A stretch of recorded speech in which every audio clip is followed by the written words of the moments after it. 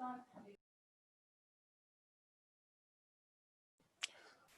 everyone. We're just going to give a minute or two to let everyone filter in, and we'll get underway.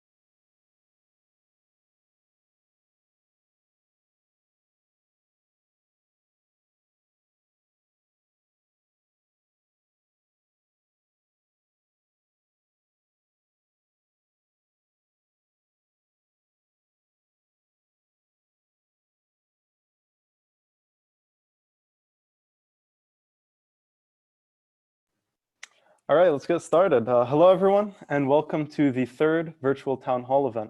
I'm Omar Fahmy, and I have the privilege of moderating this webinar. I'm a first-year student at the University of Michigan, and I'm involved with the UNICEF Unite Detroit team and the National Arab American Medical Association, NAMA, Next Gen at the University of Michigan. Both groups have worked together to put together this event, so thank you for your coordination. We have a great lineup of panelists, all of which are accomplished public health experts and involved in academia. They'll start us off with some introductory remarks. We will go into the pre-submitted questions that you, the audience, provided us upon registering. Due to popular demand, we're also going to be choosing 2 audience members to come ask their question in person, so their video will be on the screen. So please indicate if you're comfortable doing that when asking the question, just at the end of the question. Finally, we'll go through some additional audience questions using the Q&A functionality, and I will be the one reciting those to the panelists. And then we will have some closing remarks. So before we go into the programming, just some housekeeping notes. So UNICEF USA and NAMA Next Gen strives to build a safe and inclusive environment for our staff and supporters. As you join webinars, remember to guard your privacy and follow our community guidelines below. We have a zero tolerance for bullying, vulgar, or discriminatory language, including on the chat. UNICEF USA staff will flag and remove participants who use inappropriate language or display inappropriate names. We advise participants to not share private information on the chat, as it is accessible to all participants. The chat is meant for participants to connect with each other and share best practices. While UNICEF staff monitor the chat and share limited content, it would be best for questions to be directed through the Q&A functionality. That's how I will receive them, and the other panelists will then get them. Finally, the last 2 points: what is shared during the event by non-UNICEF USA staff members and by non-NAMA board members and panelists does not reflect the opinion or beliefs of the organizations involved. And both UNICEF USA and NAMA are nonpartisan and apolitical, both organizations having a 501c3 nonprofit status. So without further ado, let's meet the team. So these are all the people who worked so hard behind the scenes making this all possible. We have Iman Khan, Leslie Alvarez, myself, Ziad Fahmy, Praveen, Pooja, and Yasmin. So with the Q&A functionality, you will see that these are going to be the people's getting the questions to me. So if you see a little panelist bracket next to their name, don't be confused. They're going to be the ones making sure everything is running smoothly behind the scenes. So now I would like to introduce our panelists. First, we have Dr. Nada Malham, who is joining us all the way from Beirut, Lebanon, where she is the associate professor at the American University of Beirut.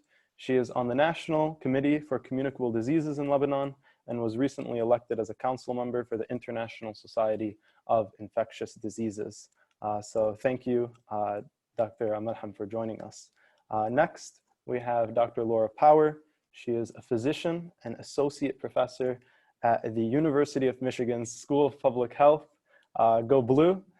She is the program director for the Preventative Medicine Residency at the University of Michigan School of Public Health, and she is the associate editor for the American Journal of Preventative Medicine. Our third panelist, who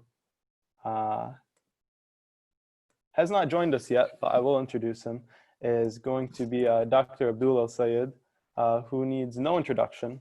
He is a physician, progressive activist, and political contributor on CNN, among many other distinctions.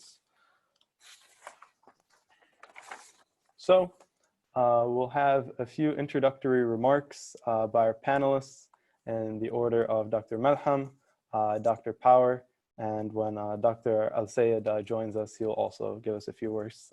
Dr. Malham. Thank you for having me. It's a great pleasure to be with you all. And I think it's a great to share all the lessons and the perspectives from different parts, you know, the Eastern Mediterranean region, along with the US, and especially that academia is, and the scientific community are actually hand in hand working together all over the world in order to fight SARS-CoV-2, the causative agent of COVID-19. Thank you very much for having me. Thank you for joining us, Dr. Malham. Dr. Power. Hi, everyone. Thanks so much for having me. It's great to be part of this webinar series. This has been such an interesting time for us, so unprecedented. And despite what we know and all the expertise we've had, it's been hard to even believe sometimes how this has unfolded. And I think this is a nice opportunity to step back and think about, you know, what we've learned, maybe what we could have done better. It helps us really reflect on our public health systems and just the infrastructure of our healthcare systems. And you know, even myself, I teach a communicable disease and public health practice class. And I think I was struck this semester, especially by how much we're relying on our basic prevention methods right now, because that's all we have. So I've learned a lot myself from this, and I look forward to sharing thoughts with you today. Thank you so much for joining us, Dr. Power. Actually, this first question is directed towards you. So it is a bit of a broad question, Yeah. But I will ask you to make the answer brief. Could you explain to us, how did we get here? The healthcare system doesn't appear to have been equipped to handle this pandemic. There certainly were some successes, but where are the failures and the lessons learned? So if you could bring us up to speed. Definitely. No, that's a great question. And it's like, how did we get here? And it's hard to imagine, what, 5 months ago, we were just hearing about this. There were some, you know, clusters of cases in Wuhan, China, and that we were starting to pay attention to. We only just learned about the virus. It was identified early January. And here we are now in the US, over 1 million cases, 100,000 deaths, and use of mass quarantine or stay-at-home orders, which we haven't used in this country in 100 years. So how did we get here? And it's hard to imagine this happened so quickly. And in some ways you could think, well, maybe it's not a huge surprise based on what we know about the virus. We know that it's, you know, it's respiratory spread. It can be spread when people aren't even, not even showing symptoms yet. We didn't have any vaccines or medication. So in some ways we should say, well, we should have seen this coming, but I think it still took a lot of us by surprise, including myself. I mean, I never would have expected the university to close down. As it was happening, I even, to my students, I couldn't see it even though it was in front of my face happening, you know. I think it's really helped us to see a lot of the challenges and how our healthcare systems have been stretched, and really the whole public health system. If you think about a couple of things, the infrastructure, I think a lot of us maybe have not appreciated what the governmental structure is. In the US especially, we're very, there's a big separation of power. So there's often a patchwork response where there's a lot of authority at the local level, but that can lead to some disjointed responses. So some of it is just understanding what our health structures are and you know, how that all works together, potentially leading to sort of a patchwork response. Another thing is just recognizing that public health itself has been neglected, maybe not paid attention to, not appreciated, has been underfunded. So that's a big part of it. Our healthcare systems themselves are somewhat fragmented and you know, privatized and don't all work together. So some of it's infrastructure. Some of it I think is preparedness. You know, we have preparedness exercises, but it's hard to prepare for everything. So, you know, that's one thing. The other is the interest in preparedness and the support that, there's over many administrations. We can talk about, this federal administration, but even looking back in our history, there's been times where there's been a lot of energy put towards preparedness programs, but then that kind of wanes and people forget about it and the funding disappears for that. So that's a big one too. Our capacity, our healthcare system, as you said in the question, our healthcare system did not seem prepared. And really, often the healthcare systems are working kind of in a just-in-time function. They're buying supplies in a way that they're buying what they can afford at the time and not stocking up. So sort of just-in-time purchasing of supplies, and thinking about other capacity things like other supply chain, PPE, ventilators, things like that. And then the testing capacity as well. And I think the other thing too is just really recognizing the warning signs. Like I said, it was hard, even though I felt like I had some expertise, I found it hard to see what was coming, even though it was right in front of us. So being able to see the warning signs and pay attention to them. When they did their mass quarantine order of millions of people, that was about 6 weeks, I think, before we enacted any serious restricted movement in our country. And I think, maybe we could have seen the signs a little bit better. So there's a lot of challenges, but there's a lot of organizations and individuals trying to help us move forward in a positive way too. Well, thank you for bringing us up to speed. It seems that clearly this pandemic was felt across the board. However, COVID-19 impacts different groups in different ways. So, Dr. El-Sayed, thank you for joining us. And could you please tell us about the different burdens faced by various socioeconomic levels and those of differing races when it comes to COVID-19? Dr. El-Sayed, you're muted. Good call. So Omar, thank you and to all the organizers at NAMA and UNICEF for hosting this panel. Really excited to be with a number of colleagues and experts whose perspective and insights I really respect and appreciate. I early on in the pandemic, we heard this really common refrain, which was, we're all in this together, and the virus doesn't discriminate. And that's true. Viruses don't discriminate, but people do, and that's the problem. And we've watched as this virus has made its way through and into society, and we've seen that has meant that the people who are affected, who are both most likely to get COVID-19 and then to die of COVID-19, tend to be disproportionately poor folks and disproportionately Black folks. And the reason why has very little to do with pathologies that happen under the skin, has a lot more to do with pathologies that happen in society. And to give you an example of this, I want you to appreciate that when we think about an epidemic, it's not enough to just think about the pathogen, in this case, the coronavirus that causes COVID-19, but you also have to think about the agents, characteristics of people, and the environment. And I was the health commissioner in the city of Detroit. My job was to rebuild a health department that had been shut down when the city was facing bankruptcy. Now, I want you to think about what it means to shut down a health department in one of the poorest cities in America, and all of the reasons that happened. It happened because there were a series of decisions that were made about who was responsible for the lack of capacity to afford a basic city infrastructure in a city like Detroit. And the reason that Detroit is so poor in the first place. Well, Detroit was mainly populated during what we call the Great Migration, people migrating north to take jobs from the south in a newly forming industrial set of corporations. And those folks who are Black were shunted into the worst jobs, into the worst housing. And then in the post-World War II era, when we built huge highways disproportionately over top of thriving Black communities, and shut down our mass transit, there was a massive white migration out of the city. And that had everything to do with federal policy. The Federal Housing Administration during the New Deal explicitly redlined certain people out of being able to afford homes. And so you end up having a city that has a bureaucracy built for 3 times the number of residents that actually live there, that is now facing bankruptcy. And the state makes a decision to take away their local self-determination, to suspend democracy in the city. And in that process, they shut down the Detroit Health Department. Now, the city of Detroit is battling COVID-19 with a health department that's functionally 5 years old. And all of that has to do with decisions that are made that seal racism into the structure, the fabric of our society.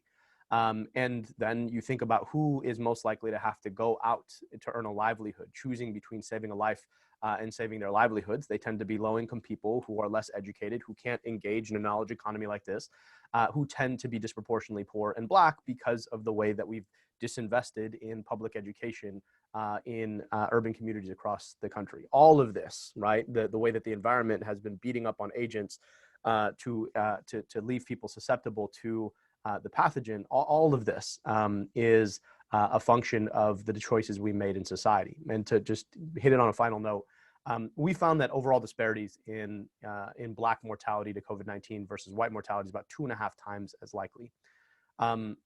Infant mortality is also 2.5 times as likely. Now, the pathophysiology of infant mortality couldn't be more different than the pathophysiology of COVID-19. But both of them speak to the social pathophysiology that has created disparities across the board.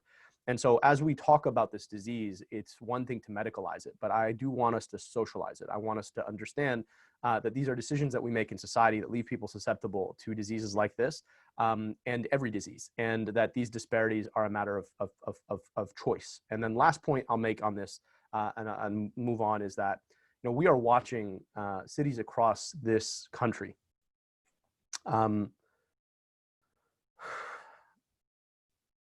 affected by a pent-up frustration and anger about the way that Black people are treated in society. And it takes the clear form of the extrajudicial lynching of people by police officers.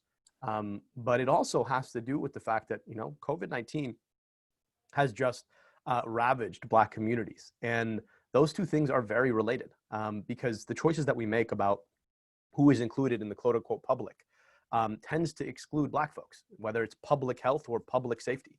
And here we are. And so I want us, when we think about this, to appreciate that these structures tend to wrap their tentacles around every aspect of the way that we live our lives. But we see them in terms of a series of specific events and specific outcomes of those events. But we have to be able to think deeper about the social pathology that causes them both. And unfortunately, we are watching as people who have been devastated because of our society's failure to protect them, whether from a serious ailment like COVID-19 or from the hands of police officers, are now showing that frustration. And I think it is time for us to make sure that our social pathologies we pay attention to as much as our physical pathologies. Thank you, Dr. El-Sayed, and for making these distinctions. Dr. Malham, continuing on with COVID-19 in cities, you're from Beirut, which I've visited many times, a beautiful city, but it is an example of a very crowded city. And there are many cities like it, especially in the Middle East with that high of a population density. Could you tell us about mitigation measures in these crowded environments and the impact of COVID-19? So in Lebanon, we started early in terms of the implementation of the containment measures. So in February 21, we confirmed the first case, and it was an imported case from Iran, travel related. And by March 11, when the pandemic was declared, Lebanon in March 18 actually closed all the borders, and consequently, in addition to the airport. And the state or the government declared a state of emergency, medical and non-medical, and then, you know, implemented curfews. The contact tracing was up and running by the epidemiologic surveillance units under the patronage of the Ministry of Public Health. Testing was scaled up as well in order to detect clusters in households, as well as in rural areas, as well as in the city. And the containment and the mitigation is still ongoing. And we are lucky because these measures of social distancing, preventing the cars from, preventing transport events, the airports being closed, now we have fines that people have to pay if they are in public places without using masks and all of these.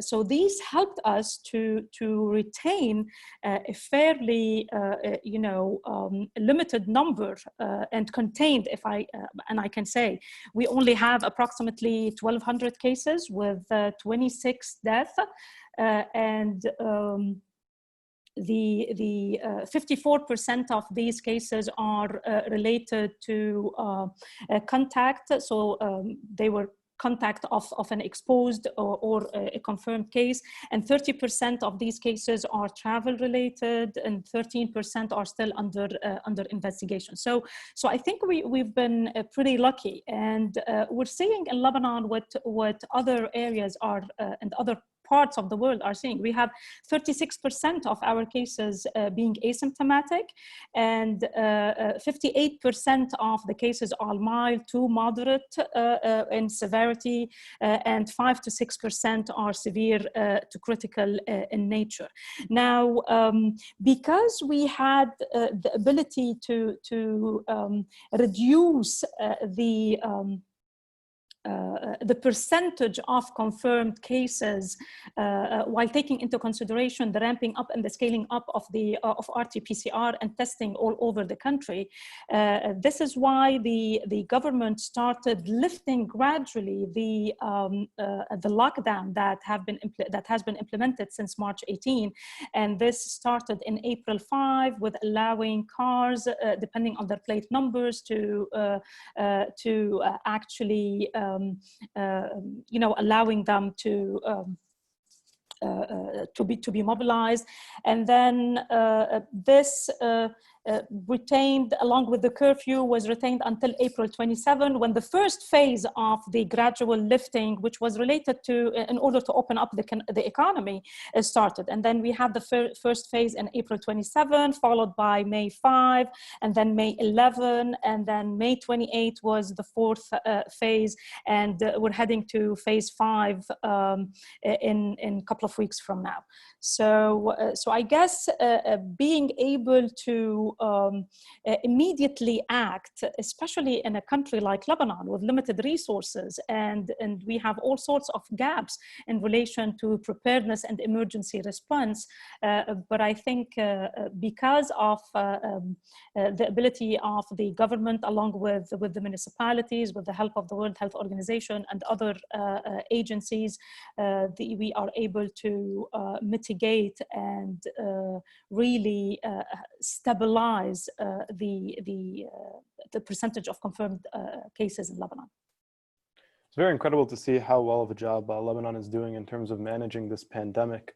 In terms of disparities between groups, Dr. Power, we hear that older people are more likely to be affected, immunocompromised people are more likely to be affected. Could you speak on that? Could you please explain to us what those disparities are? Yeah,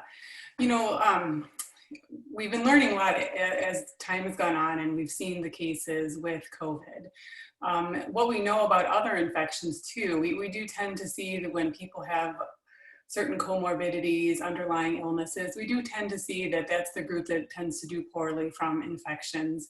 And it's often commonly seen where the extremes of age to very young and very old can do poorly with infection. And this specific infection, we haven't seen so much at the younger age. That group seems to be actually having much more mild or even asymptomatic disease. We are seeing that people who are older, especially as we get, as we get older, the case fatality rates and severe outcomes have increased. So, there's different estimates, and it does depend on how much testing is being done. And what we see in different countries actually depends on sort of the age distribution within countries. We saw higher case fatality rates in Italy, and if you actually look at the age distribution of the population there, it tends to be there's more older people in Italy. So we saw different outcomes, probably based somewhat on age. And then, so that's age, and that's not a surprise, but it is something that's noted and seen in this infection. And then for underlying illnesses, people do tend to the people who are requiring hospitalization tend to have other comorbidities, especially diabetes, lung disease, and cardiovascular disease are noted to be entities that might make someone a little more at risk for having severe outcome.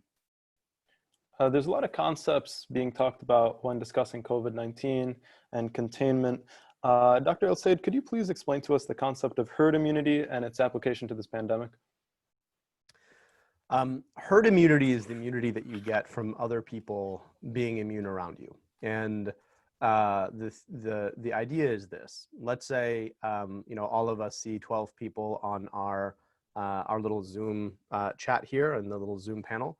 And if everybody else in the Zoom panel is immune, but I'm not immune, I'm still not going to get the disease because everybody else can't have it, right? So that there's no way that I can get it from any of them because they're immune. And so it is the immunity that occurs in a population because of the immunity of other people. The way that we think about herd immunity usually has to do with the work of vaccinations, right? Because there's two ways that you can become immune. You can either have natural antibodies to a particular virus or bacterium, and that's because you had the disease, you were infected, or because we were able to vaccinate you and then, manipulate your immune system to create antibodies. And so either way, you have antibodies and you're immune. The problem, though, is that usually we're talking about vaccinating people to increase herd immunity so that even people who are ineligible for vaccinations can be, in effect, de facto herd immunized because enough people around them have been immunized. The problem here is we don't have a vaccine. And so whenever anybody talks about herd immunity, what they're advocating for is basically allowing a large number of people to get COVID-19. And that's a real problem because, however you calculate the mortality rate, it's pretty high. And if we were to allow the baseline natural immunity of COVID-19 to take its course, what we would be advocating is that about 60% of the population, at least use US numbers, 60% of the population would need to get infected with COVID-19. 60% of about 350 million gets you at about 175 million people. And if the mortality is even 1% of that, right, which is actually a low estimate, which is even 1% of that, then you're talking about 1.75 million people dying.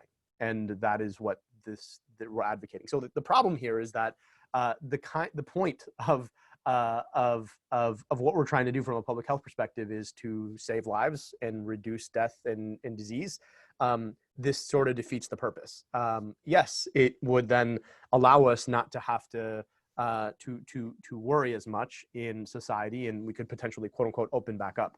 But this eventually reduces to a question of what your values are. And a lot of the folks who will talk about, quote unquote, herd immunity are implicitly or explicitly valuing the economy being open and moving instead of doing what we did to protect people's health. Now, the problem with that logic is that I want you to imagine what it would be like if 1.75 million people died over the course of 6 months. We just went through 100,000 people dying over the course of 3 months. And that has been a remarkable shock in the population. And just to put in perspective, 100,000 people dying is a big deal. That is more people than died in every war in US history since World War II in 3 months, right? That includes Vietnam, that includes Korea, that includes Iraq, that includes Afghanistan. That's what we're talking about here in less than 3 months. Now, I want you to imagine you multiplied that 17-fold, which is what we're advocating, what these herd immunity folks would be advocating. That would be absurd. And the reality of it is it's not like people are just like, yeah, people are dying all over the place and I'm just gonna go and have a nice lunch at a cafe. That's not how the world works.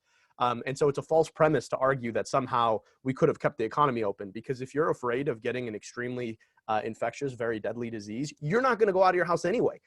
It's just de facto social isolation. And so this is just sort of a false premise that a lot of people argue in the contrapositive to what we've done, which we in fact haven't done as well as we probably should have in the first place. So that is the concept of herd immunity, how it applies, and why I think it's a mistaken approach to try and deal with COVID-19. A more, safer, I guess, concept in terms of containment is contact tracing. So Dr. I'll say it again, could you please tell us what is contact tracing? How is it done? And given the level of information you need to divulge and share, is it going to work in the US? So contact tracing is the workhorse of public health. It is how we've dealt with trying to manage and mitigate infectious diseases through the history of public health. And to use an analogy that a lot of folks understand, we just did this mass social distancing. Basically, the idea was everybody stay home so that nobody's interacting with each other, so that nobody can spread the disease, so that the level of disease goes down. And by and large, it was relatively successful to the degree to which people actually did it. Now, what we'd be talking about is going from mass social distancing to precision social distancing. And the way you do that is that you have to know who potentially has the disease. And that has everything to do with identifying who's been exposed to people who have the disease, right? Because you have to get the disease from someone else. And so the idea is if somebody is exposed, we identify all the people they could have exposed, get them all tested, right? And then follow that logic on forward, right? So every single individual who is exposed, you get them tested, you identify whether or not they actually had the disease, you find out every person that they were in touch with over the course of when they were exposed to the present.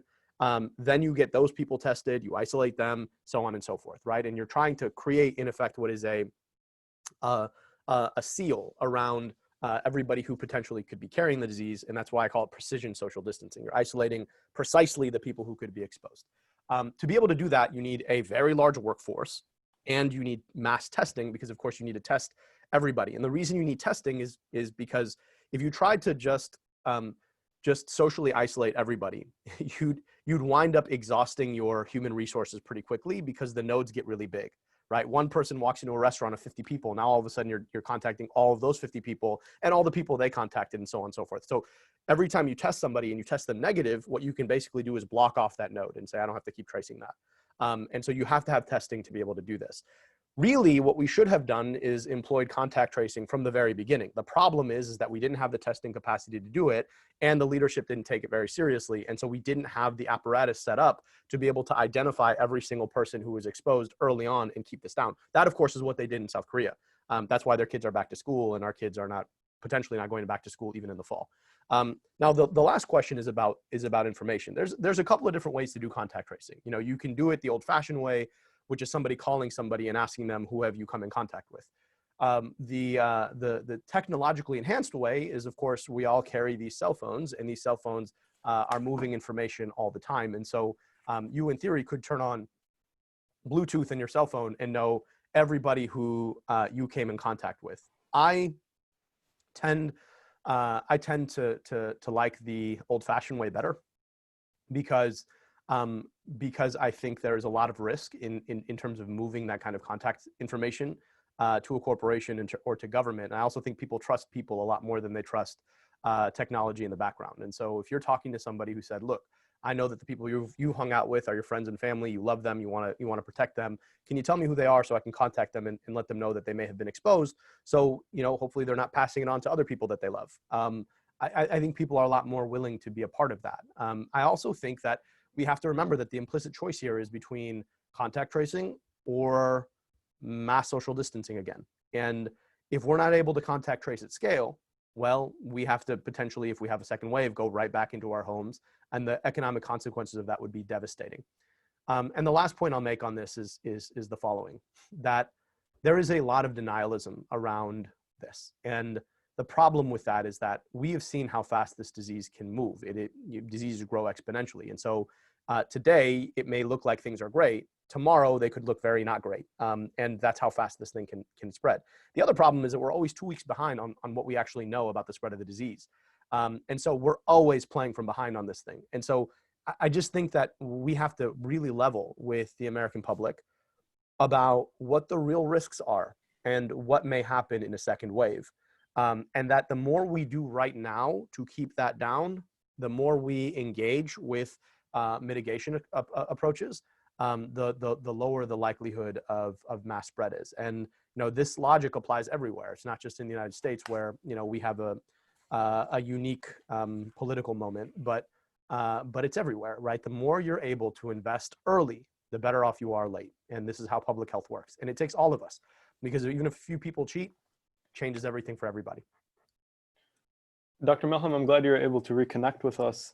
And on the topic of contact tracing abroad, what are some examples of successful contact tracing, and what are some instances of examples where it's just simply not going to work? Now, you know, it's really tough to compare contact tracing across in different settings, because countries are implementing different types of contact tracing. Some of them, you know, are using the digital apps or some forms of digital apps, and then other countries are still using the usual contact tracing, whether through active or passive tracing of suspected and those that are in contact with suspected and confirmed cases. And it's really tough, because you would have to weigh a lot of factors in order to make that comparison. Now, what we do know is whether the old ways that have been mentioned earlier are better, or whether the digital applications are better, and the use of the smartphones to do so is yet to be seen, and it would require time. It's really important to do research, you know, in the future, unlike Dr. Abdel-Sayed, whereby I have with the different proposals of digital contact tracing systems, and there's a lot of debate about privacy and the privacy concerns about what type of information and the extent of information that could be gathered through this application, and how much of this info should be shared with health officials. And this is why it's always important to consider probably putting those contact tracing measures through digital applications that worked in South Korea and in China and other places, including Australia, actually, like to test them and put them to the test through probably randomized clinical trials to see whether they are directly responsible for reducing infections, or probably through a retrospective approach where we compare the infection rates among people who have already opted for and those who are opted against using these digital applications. So this would require time. In Lebanon, there's a hybrid of these two, but it is more towards the original contact tracing rather than collecting more information other than the health-related and the symptoms-related information among the contacts. So it's really tough to compare. With all these measures in an attempt to control the pandemic, it seems like a vaccine is going to be the most effective. Dr. Power, many types of vaccinations are being worked on. What's going to be a realistic timeline until a vaccine is created? Billions need this vaccine. So what are the proposed logistic models in terms of production, distribution, and administration? Yeah, we definitely hope that there will be an effective vaccine. I think we're all hopeful for that, because in the meantime, we're relying on these basic interventions that both Dr. El-Sayed and Melham have mentioned. You hear often the timeline of 12 to 18 months. That's kind of said in the news a lot. That's a pretty optimistic timeline. I think that's pretty quick. But there is a lot of energy going into vaccine production right now. It is kind of fascinating to think about how much investment is going in right now to vaccination for this. Kind of looking back into history and other coronaviruses, we haven't seen it similarly, and you kind of think about what that means. But anyway, there's a lot of energy going into trying to produce this vaccine. There's a handful, I think, that are in about phase 2 trials right now. So people are hopeful. I think that there will be a lot of questions still. How effective will this be? First, when they are doing their trials, they'll measure vaccine efficacy. They'll see what it looks like in a perfect, research clinical trial setting. And then eventually, hopefully one will be produced and it will be distributed at some point, and we'll see how effective is it really.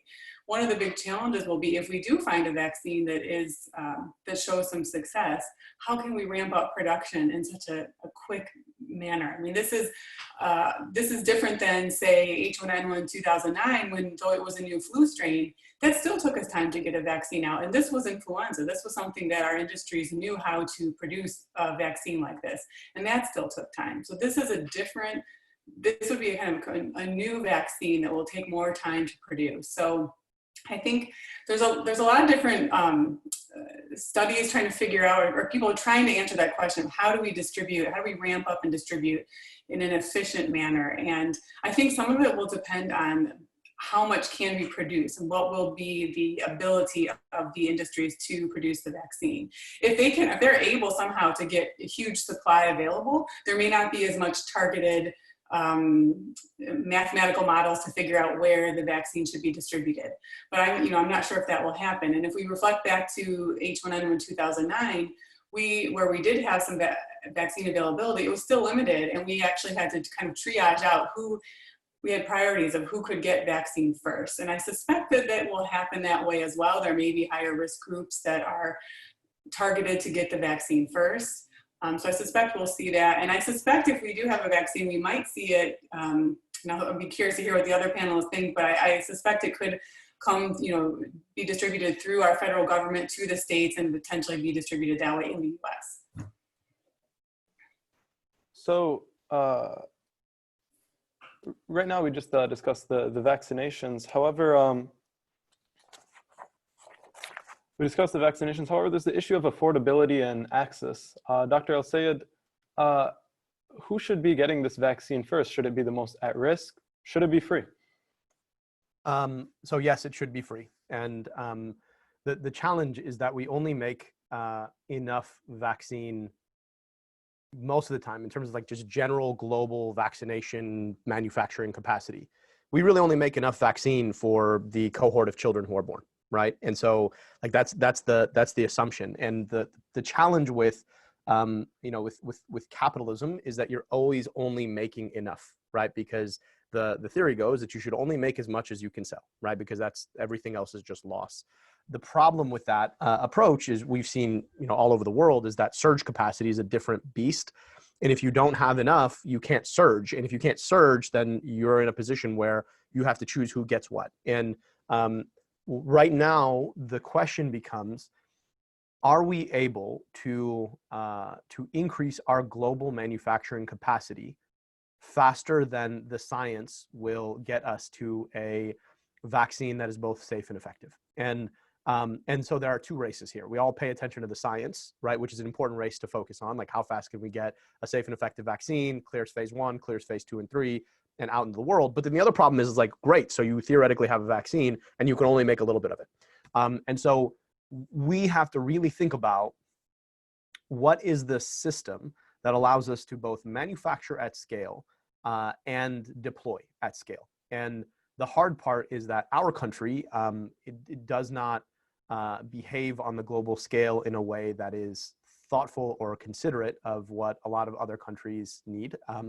And also, because we are so beholden to the idea that if you can pay, you should get, that I worry, just like tests early on that were also limited by just general capacity in the world, that the people who are richest or most well-connected will have access to vaccines first. And the problem with that is that there is a real evidence-driven public health need to deploy them at the front fastest, right? So in theory, if you're using a vaccine of limited capacity, what you really want to do is ring vaccinate. So whenever you have somebody who's exposed, you're ring vaccinating everybody who was around them so that you're limiting the spread of the disease. Now, of course, we already talked about how this disease is most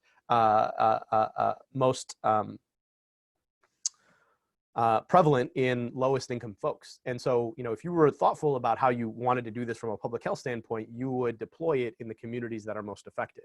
But we also know that by definition, the communities that are most affected are the people who with the least capacity to get access to a new vaccine early. And so my fear is that we're going to fumble the public health use of this vaccine because, of course, we are beholden to this idea that if you're rich, you should get stuff faster. And that's a real big problem when you think about public health. It is the reason why certain people suffer more, and it is the reason why people don't get the things that they need to protect them from suffering. The last point I'll just say, and this is a different issue in abroad, But the way that a country will throw its weight around to procure vaccines and or medications leaves middle and low income countries out. And so, if you're saying that we can only make 30 million, and let's say we expand it to 100 million doses, what does it mean for lower income countries that cannot manipulate global governance systems to be able to get their hands on something like this for the people? Do they have to wait? And what's troubling is that though the United States has been the by far the worst affected country by COVID-19, we're starting to see numbers pick up in other countries as well. I'm really concerned about Brazil, concerned about India. You think about whether it's a slum in India or a favela in a place like Rio. Those are the worst possible scenarios for a spread of a disease like this. And so, from a human suffering perspective, by the time we do have a vaccine, it'll be worth noting where the spread is the most is the most prevalent. I definitely see that paradox with who's going to need it the most and who's unfortunately realistically going to get it first. We mentioned in this webinar and also just throughout the news that there is potentially going to be a second wave and in the fall. Well, many of our audience members are in fact university students who will be attending school in the fall. Dr. Malham, and actually all of you guys are involved as some sort of faculty at differing prestigious universities. So Dr. Malham, could you tell us what are our collegiate campuses going to look like in the fall? So it's in terms of the second wave, and before I come into the discussion of like before the fall, even the summer term, because we're heading to it, at least in Lebanon. These are viruses, and the transmission dynamics of viruses, and we have learned all across time, and now with SARS-CoV-2, the causative agent of COVID-19, that they are here to stay. And this is why we have to implement different, until we get a vaccine and until we have a therapeutic or a treatment to it, we have to really behave the same way we have been behaving in order to limit the spread. Meaning this is a new era whereby we have to keep on thinking about social and physical distancing, the use of masks, all the public health measures that we have been implementing all across in order to reduce the spread of COVID-19. So I'm going to talk about the experience of the American University of Beirut in Lebanon. And June 1 on Monday would mark the beginning of our summer semester. And we had made the decision. We have an expert committee on COVID-19, and I'm a member of it. And we've made that decision to actually use the summertime as a prototype in order to determine how the fall would look like for our students. And we are making use of the summer in order to, because less students, the number of students is usually less in terms of registration. And of course, the campus will have a lot of graduate students, PhD candidates, postdoc fellows, and other graduate students. But what we're doing is actually holding a combination or a hybrid of both online teaching as well as on-site or on-campus teaching for small classes. And even if we have large classes, we've mapped the spacing of the different classes in order to make sure that even if we have students on campus, there will be respect to social distancing, and we're providing our students with masks. So we're having we're doing awareness campaigns, all sorts of digital videos and webinars, and in order to spread further awareness and to include and involve all the premise and all the American University of Beirut community, not only the medical center that we are, the AUB Medical Center, but also the community on campus. And it's a shared responsibility community that, and we're excited actually that we're starting in order to see how things will happen. So in the fall, it is expected that it is going to be the same way. I think it's going to be a hybrid of both online teaching as well as on-site or on-campus type of activities, of course, while keeping in mind that we do not have public gatherings, we do not have, mass gatherings or public events and activities that will bring in a large number of people on site. So it's going to be a hybrid system. Dr. Power, I want to hear it from you too. I go to the University of Michigan. You teach at the University of Michigan. Could you briefly tell us what are our several hundred-person lecture halls going to look like? Oh, I know. Situation, or how should it look like? Yeah, right. Well, it's great to hear about what's happening at AUB, and I think that we're taking very similar things into consideration. There haven't been any formal announcements. I'm sure we're all waiting to hear what President Schlissel will say. Maybe for any students on the webinar today, there was a town hall earlier this week that President Schlissel and the interim provost did to sort of talk about the fall semester. There were no formal decisions, but they definitely mentioned that they're really hoping to have an in-resident semester, but will be taking into account all these risk mitigation strategies that Dr. Malham just mentioned as well. So as many of our students know, right now in the summer, our classes are remote. Some entities are starting to open.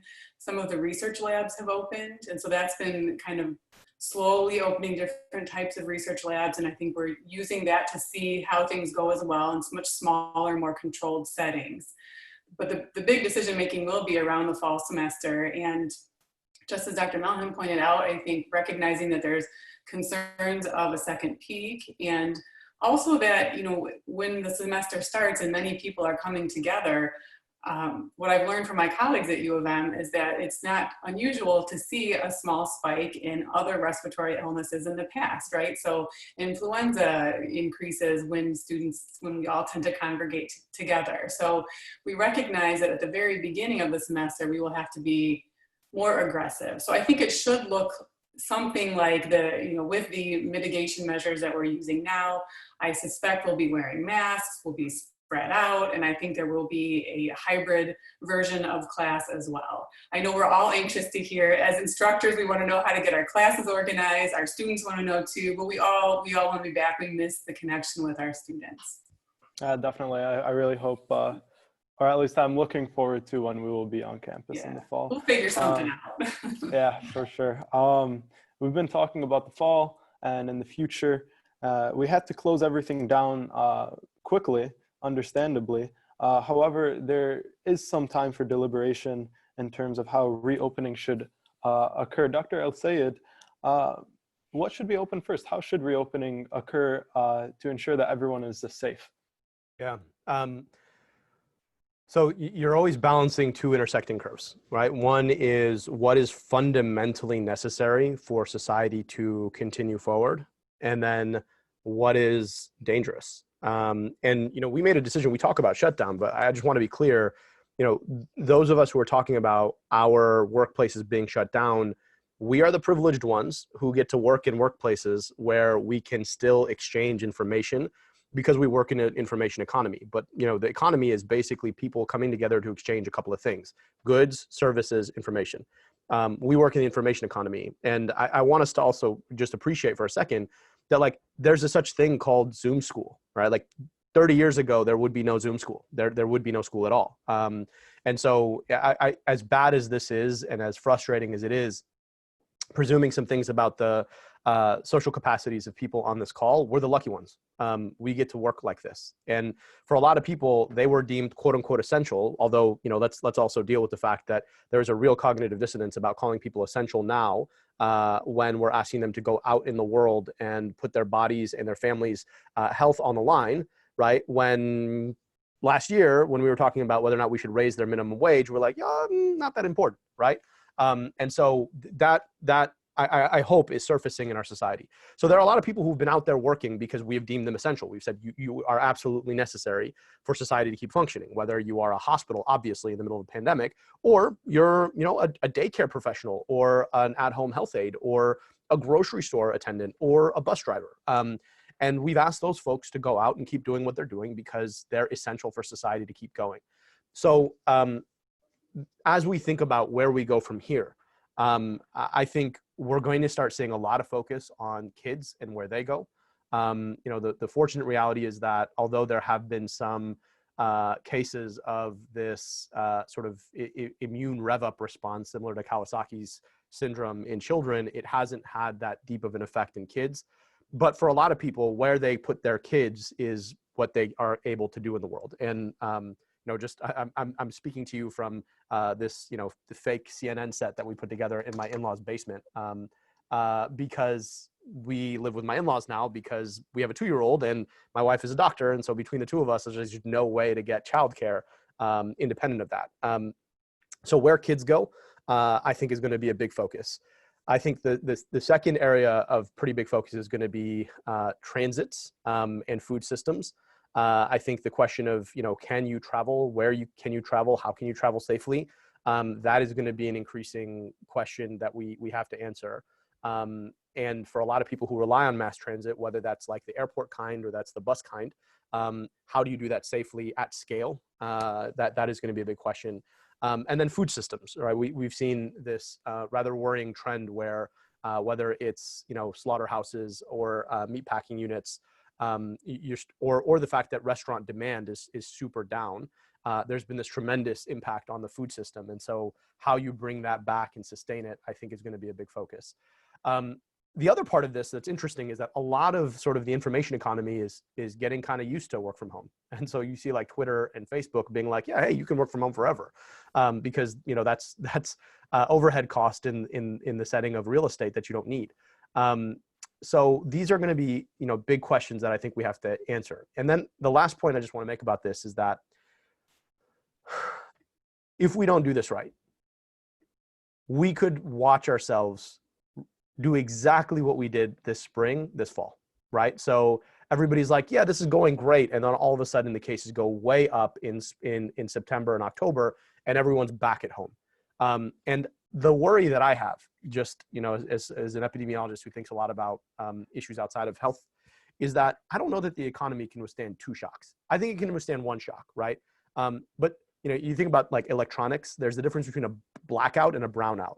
In a blackout, everything just goes dark. But then once the electricity comes back on, it's fine, it's good. A brownout is actually a lot worse. You have some level of electricity that burns out all of the electronics so that when the electricity goes back on, nothing happens. I worry a lot about browning out the economy. And so getting this right and erring on the side of caution, I think is really important because I don't think we get a second chance at this. And if we end up, you know, opening back up, the fall looks great, and then all of a sudden in October, we see cases go way up, colleges shut down, schools shut down, everybody has to go back inside, the healthcare system is getting inundated again, I really worry about what the long-term, like literally decades-long consequences of that look like economically. Just to be mindful of time, we are going to move on to attendee questions. We're going to spotlight 2 attendees, and then we'll move on to closing remarks. So Leslie, if you could please spotlight our first attendee question. Hi, my name is Jenna Berry. I'm a student at the University of Michigan, and I'm a part of NAMA NextGen. And I had a question for Dr. Malham, and it's about the World Health Organization. So like UNICEF, the World Health Organization is a United Nations agency, which has existed for many decades and seeks to assist individuals around the world. Can you briefly touch on the role of the World Health Organization in this pandemic? You know, historically, the World Health Organization has been involved through the international health regulations in order to uphold health security. And upholding health security involves as well the prevention and control of infectious diseases, or any agent of potential epidemic and pandemic threat. And there are more than actually 195 or 196 countries that are members of the World Health Organization. And because they are members of the World Health Organization, and they apply and implement the mandate of the international health regulations. And it includes, of course, all sorts of important criteria, starting from preparedness, emergency preparedness, to along the whole framework of containment and prevention and control of diseases, from emergency preparedness until response. And the World Health Organization has been actually sponsoring many activities all over the world, and I can speak about the WHO office, for example, in Lebanon, and in the Eastern Mediterranean, the regional office in Cairo. So the testing, for example, RT-PCR in many of the public hospitals that have been taking care of testing suspected and diagnosing confirmed cases of COVID-19 were originally given for free by the World Health Organization. So this is, for example, one item.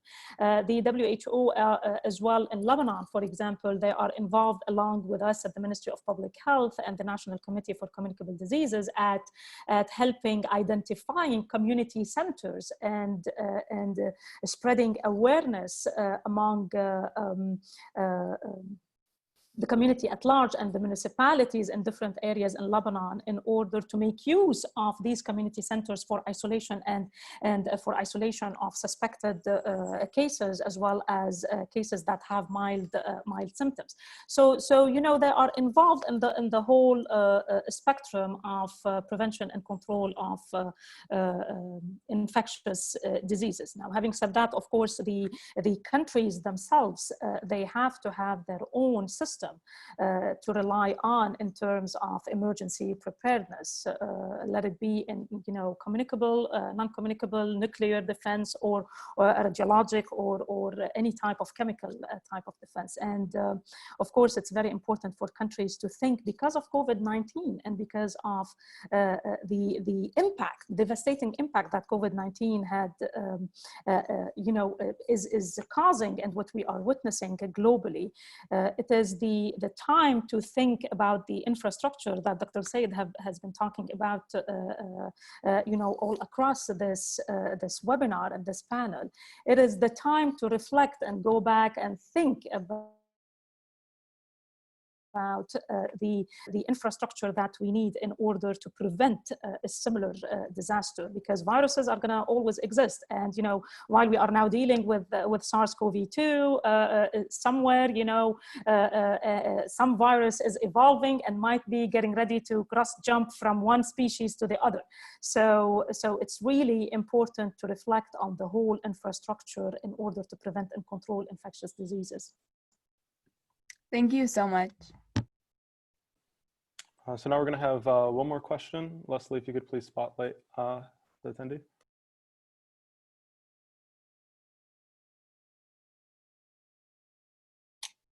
Hello, everyone. My name is Dima Aujedi. I'm an incoming M1 at Michigan State University College of Human Medicine.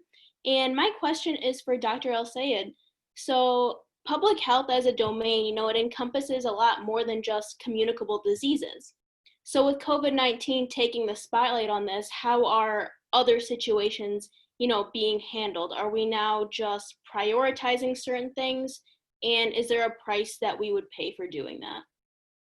Dima, that's a really good question.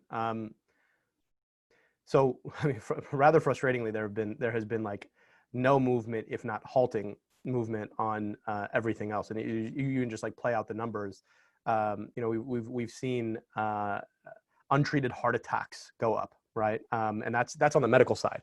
So I think there are some risks and some real benefits. The risks are that people are cemented in the idea that public health is just about infectious disease and infectious disease management. The benefit is that people actually believe that we have to do public health now. And I think our responsibility as leaders in the public health space is to reinforce the latter and push against the former. To say, yes, you need to fund us, but COVID-19 and or some other pandemic potential infectious disease are not the only risks that exist, right? Even after this, there is going to be a massive wave in mental illness that we're not even close to ready for.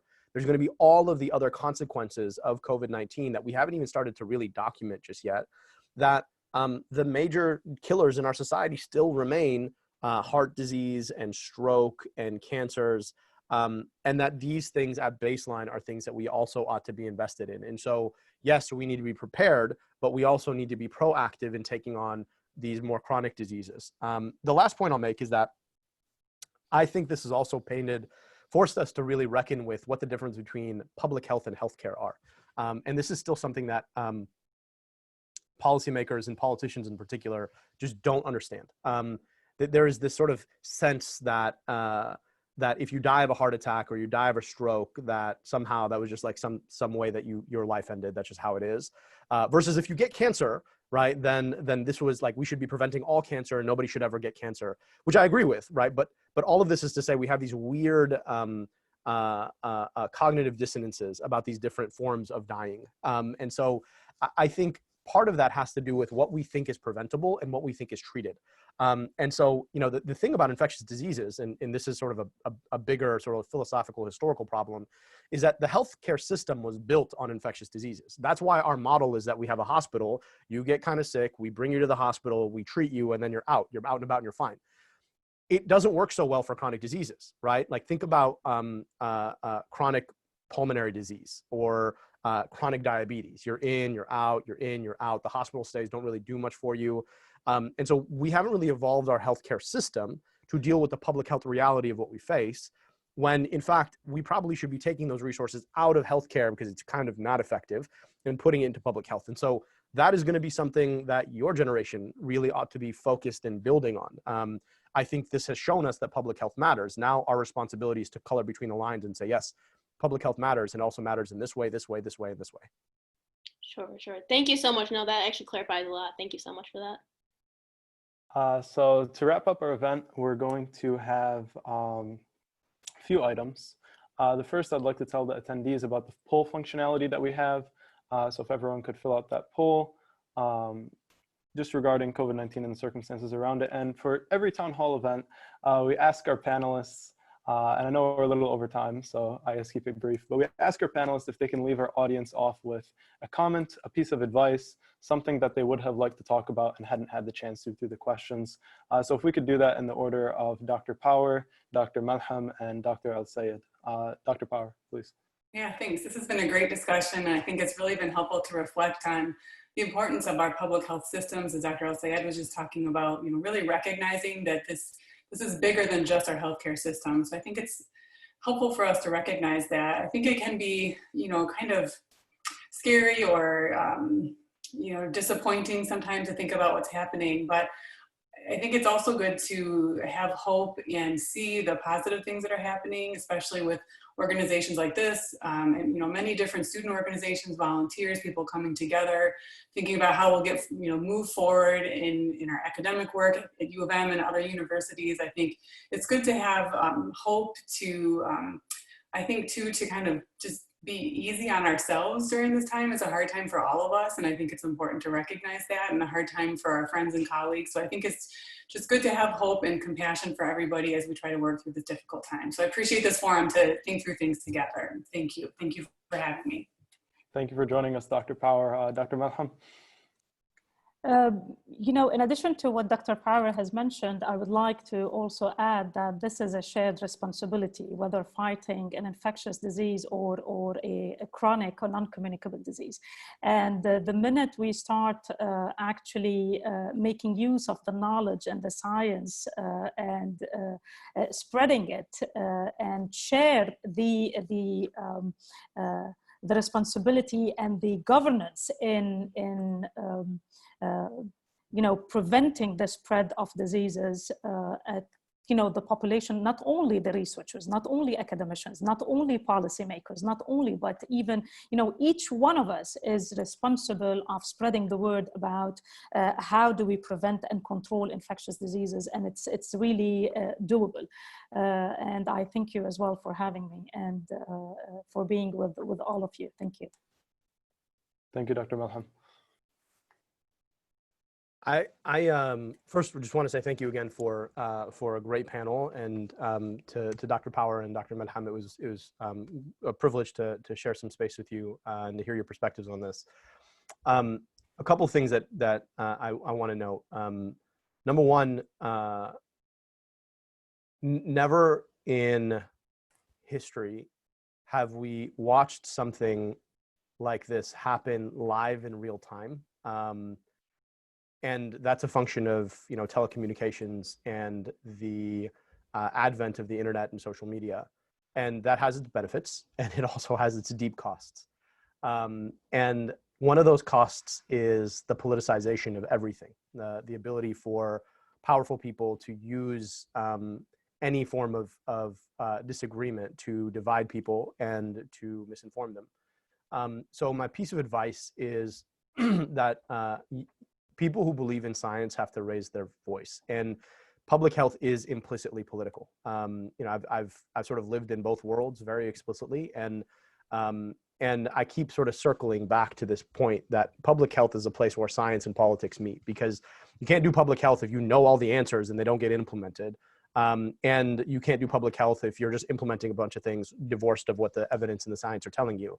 And so I tend to see among science-oriented people the need to live in a world where answers are black and white and where you're explicitly avoiding disagreement. And if you do that, you may have all the answers, but your impact will be very little. So we have to embrace the recognition that in a world that where people try to divide based on misinformation, that if you are bringing the information, you have to bring it to the market of ideas, and you have to push it, and you have to talk about it, and you have to present it. And so, as young folks who are engaged in science and want to benefit people, don't be afraid of the public conversation, and don't be afraid of quote unquote politicizing, because what they will tell you is that by politicizing this information, you are hurting the goal, and really they're doing it to shut you up. So don't let them shut you up. Bring your information, and be ready always to go where the evidence leads you. Right? It may mean that you're advocating really hard for something, and then the next day you're like, no, we've got new evidence. Let's turn on a dime. Masks were one example. I was out there early on being like, listen, masks need to be on the front lines. There's no evidence to suggest that they're actually reducing the spread of disease. There is now clear evidence, and you got to turn on a dime and be like, nope, we should be wearing masks because that's what the evidence says. But you got to be honest to the evidence, and you have to be an advocate at the same time. And that's not a comfortable space to sit in. And so that would be my recognition and piece of advice. And again, thank you for hosting a great panel. On behalf of NAMA Next Gen, UNICEF Unite Detroit, and personally, thank you, Dr. Power, Dr. El-Sayed, and Dr. Malham for taking time out of your busy lives to share your unique perspectives and to educate us. You truly inspire all of us with your service to society. Thank you. And Amar, thank you for hosting a great panel. Thank you for joining us, Dr. El-Sayed. So now we're just going to go into a few action items. First of all, thank you to NAMA Next Gen and UNICEF Unite for coordinating this event together. Let's, if we go to the next slide, please. If you do want to be proactive, text coronavirus to 52886 to support continued learning for children during the US during this pandemic. Join us, the UNICEF Unite team, in our fight to help UNICEF reach the most vulnerable children. So in the chat, you will see a link and also the number. The link is for donations. The text is going to be for some advocacy actions. So again, thank you so much, everyone, for joining us. We look forward to potentially having another town hall, and we're so glad to have had all three panelists for this amazing event.